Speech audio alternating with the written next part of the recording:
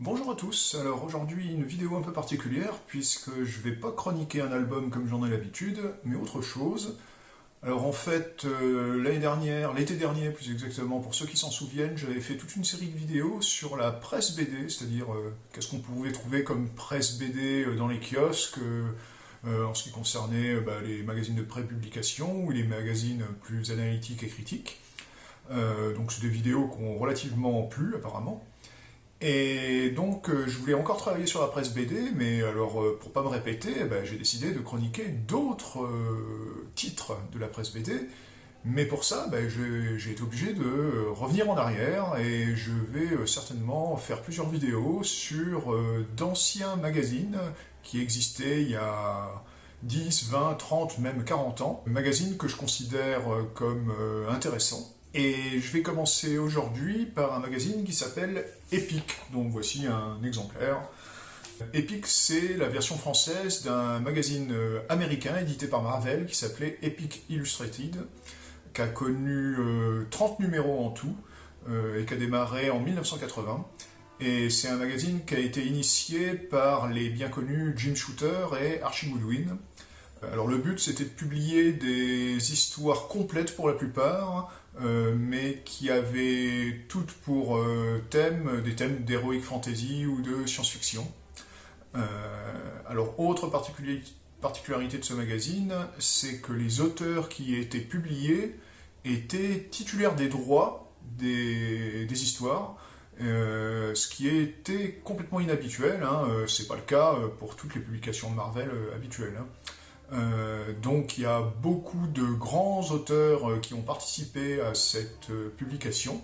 Alors c'est d'ailleurs assez étonnant qu'elle ait eu une durée de vie aussi courte, mais c'est donc une publication qui vaut le coup d'œil. Alors en fait, en France, c'est l'éditeur Aredit qui s'est chargé de la version française. Alors la version française a eu une durée de vie moindre que la version originale, puisqu'elle n'a connu que 12 numéros. Alors ces 12 numéros se sont échelonnés entre octobre 83 et octobre 85. Alors le magazine comportait 80 pages, dont 64 étaient en couleur, le reste en noir et blanc. Il y a même eu un 13e numéro, mais ce n'en est pas vraiment un, puisque c'est un numéro qui regroupait les deux premiers numéros, c'est une espèce d'album si vous voulez. Mais donc des vrais numéros, il n'y en a eu que 12. Alors qu'est-ce qu'on pouvait trouver dans ce magazine Epic ? Alors j'ai relevé quelques petites choses, mais on va voir qu'il y a beaucoup d'autres choses.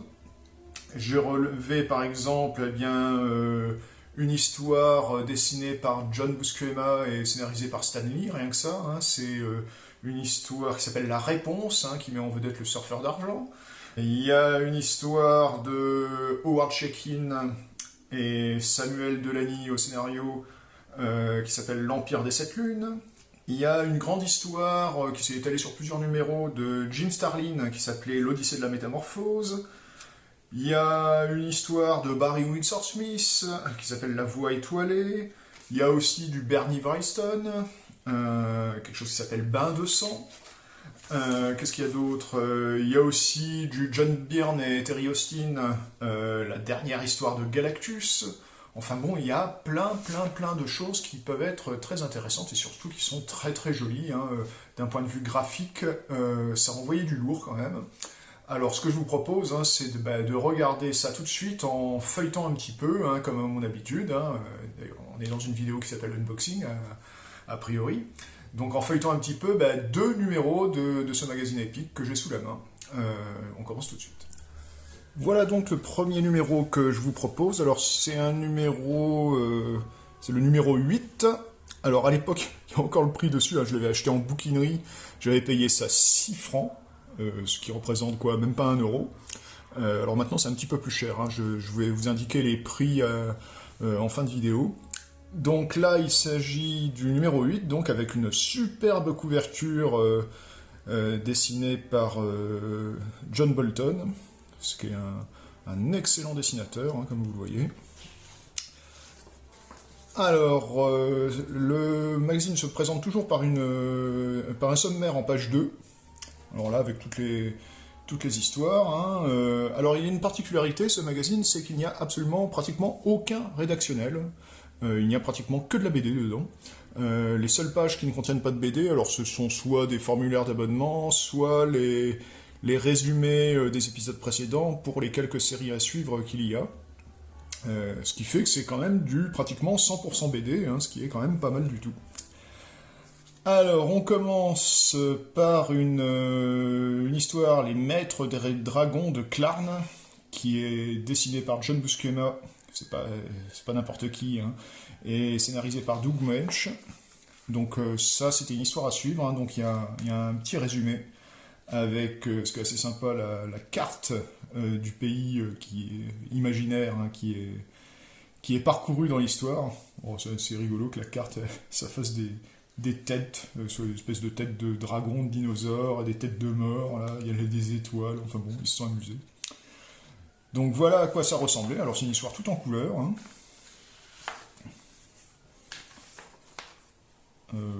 Histoire que j'avais bien aimée, hein. Bon, c'est pas transcendant non plus, je trouve, mais bon, c'était assez plaisant à lire.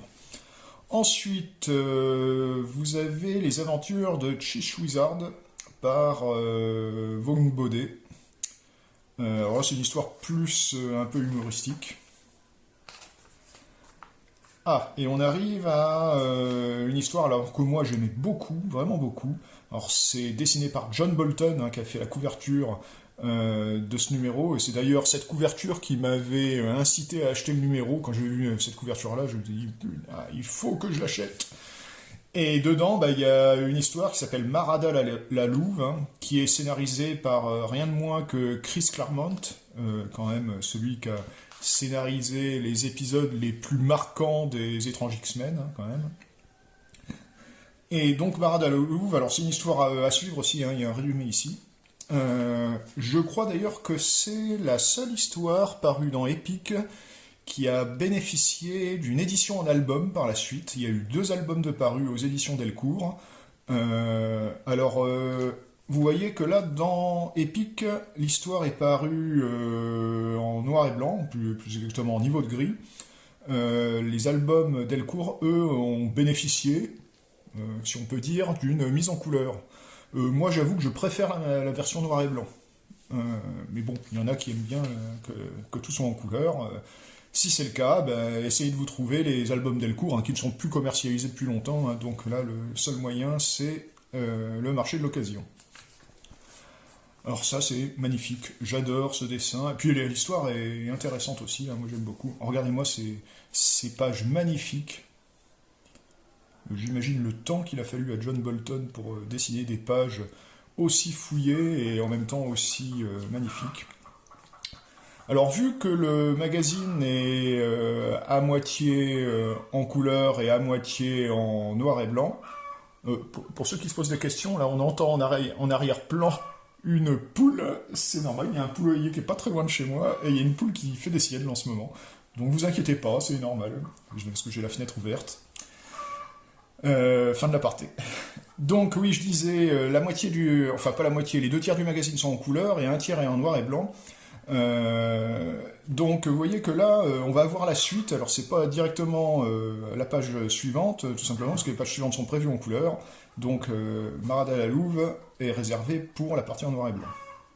Et là d'ailleurs on retrouve la suite, hein, de l'histoire de John Buscema qu'on avait commencé au début, puisque là c'est un cahier en couleur. Il y avait quand même des belles doubles pages là comme ça. Voilà. Alors, on arrive à une autre histoire par Arthur Suydam. Alors, qui a un dessin très facilement reconnaissable, hein, pour ceux qui connaissent cet artiste. Donc, ça s'appelle Les Rites du Printemps. C'était pas mal, ça aussi, hein. J'ai beaucoup aimé, moi. Ah, il commence à fatiguer mon exemplaire. Vous voyez que la double page centrale s'est détachée. Hop. Donc là, l'histoire est complète. Ensuite, une histoire par Basil Warburton. Je ne connais pas cet artiste. Le dessin est assez sympa, je trouve. Moi, ça me fait penser un peu au dessin un peu de Daniel Torres, pour ceux qui connaissent, un artiste espagnol.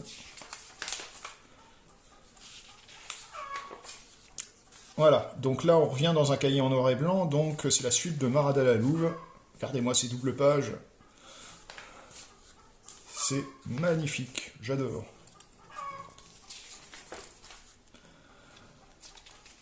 Alors, on arrive à une autre histoire, cette fois-ci de Charles Vess, L'âge du dragon.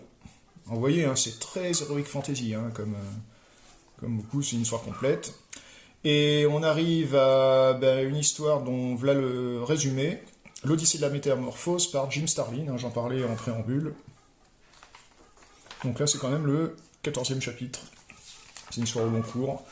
Et j'ai cherché, alors je sais pas, alors j'ai pas trouvé d'album qui a publié cette histoire, à moins qu'elle ait été publiée sous un autre titre. Mais j'ai pas trouvé d'album. Alors, si vous savez si ça a été publié en français quelque part, dites-le moi en commentaire, moi je ne sais pas. C'est pas mal, hein, ça aussi, j'ai beaucoup aimé cette histoire.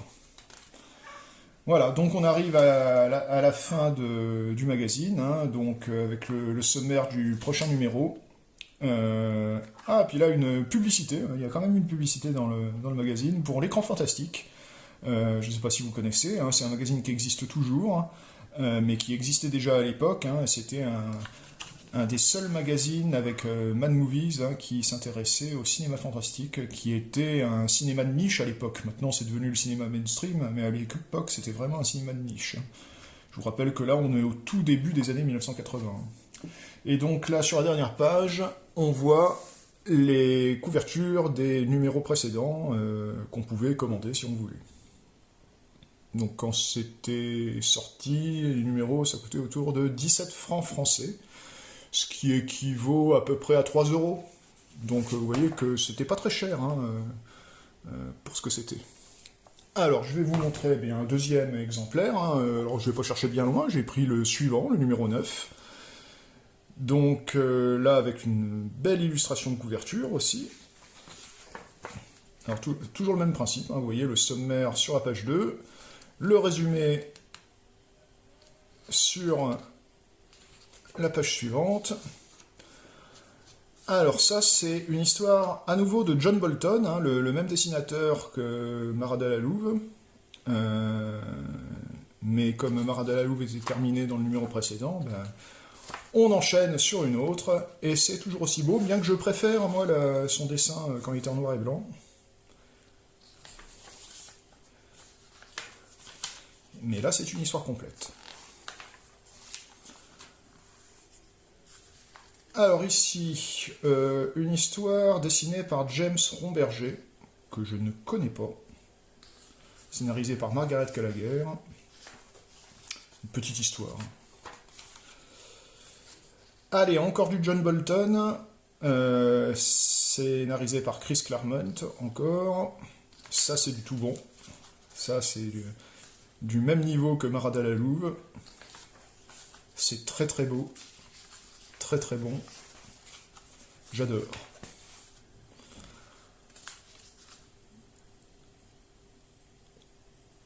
Une autre petite histoire complète, de 3 pages, hein, et sans parole, hein, vous voyez. Ça me fait penser un peu à du Moebius mal digéré, mais bon, on va pas être méchant. Ensuite, une histoire de Gerald Slater, ou Slater plutôt. Petite histoire.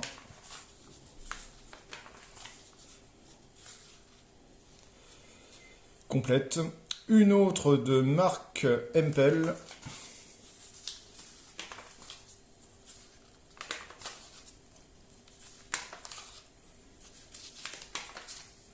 Qui est complète elle aussi. Ken McLean, petite histoire en 3 pages. Pat Boyette, vous voyez, c'est vraiment très riche, hein, c'est le sommaire de ce numéro. Il y a énormément d'histoires. Avec un dessin qui est au minimum intriguant, au mieux excellent. La suite du John Bolton, ça c'est toujours très très bon.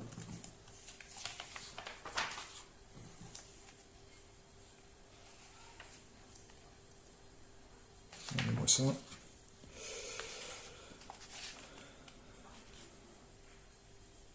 Bob Hall, petite histoire en 3 pages. Alors vous voyez, il y a quelques histoires humoristiques quand même, bien que ce ne soit pas la majorité. Barbara Baudet, enfin Vaughan Baudet plutôt. C'est édité chez... C'est sa femme, je crois, Barbara.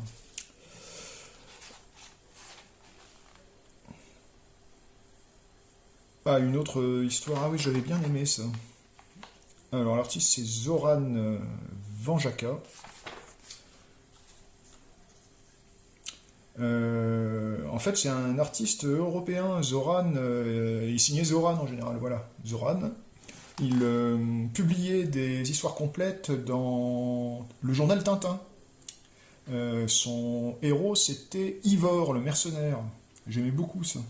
Et donc là, il a eu la chance de pouvoir publier aussi dans Epic.